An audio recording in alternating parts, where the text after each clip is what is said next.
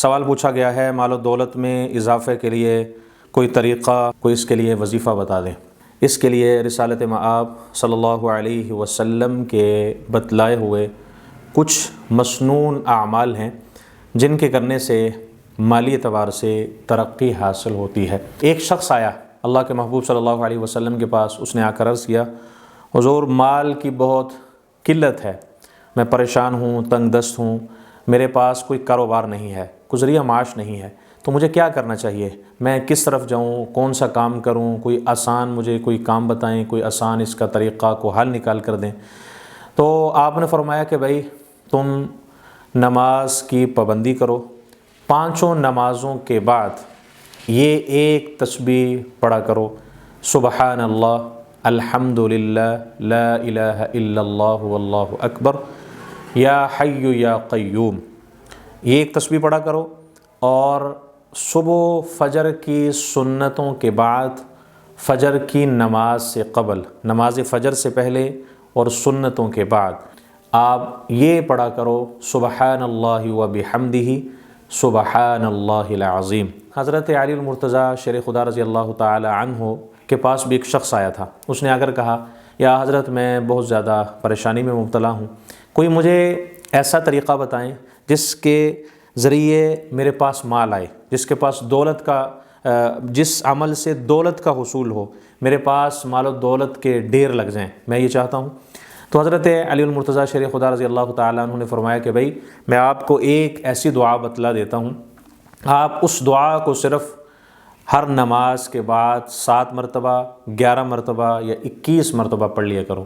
آپ نے وہ دعا بتلائی اس آنے والے شخص کو، وہ دعا ہے، اللہم اکفنی بحلالک عن حرامک واغننی بفضلک عمن سواک۔ اللہ کے محبوب صلی اللہ علیہ وسلم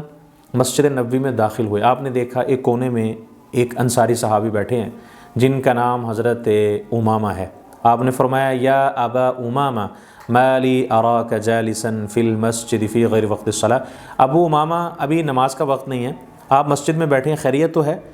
تو حضرت ابو امامہ نے فرمایا، ہموم لزمتنی ودیون یا رسول اللہ صلی اللہ علیہ وسلم، مجھ پر بہت زیادہ فکر و غم کا ہجوم ہے، بہت زیادہ تنگ دست ہوں، پریشانیوں میں مبتلا ہو چکا ہوں، کوئی کھانے کے لیے کوئی چیز نہیں ہے، کاروبار نہیں ہے، کوئی ذریعہ معاش نہیں ہے،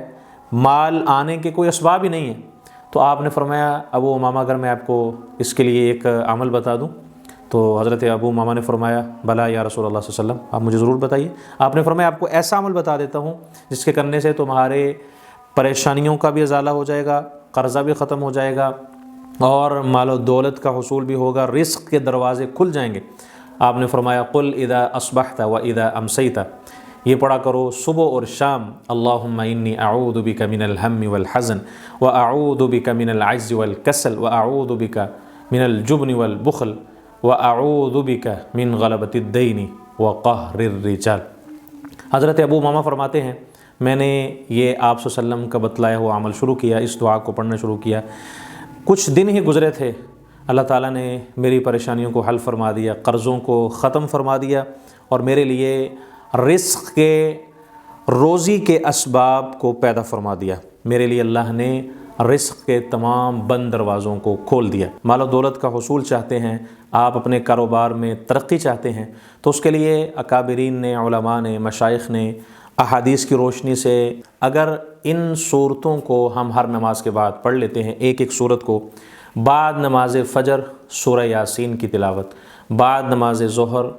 سورہ فتح کی تلاوت جو پارہ نمبر 26 ہے، اس کے اندر یہ صورت آ رہی ہے، بعد نماز عصر سورۃ النبا پارہ نمبر 30 ہے، آغاز جو 30ویں پارے کا ہو رہا ہے اسی صورت سے ہو رہا ہے، اسی طرح بعد نماز مغرب سورۃ الواقعہ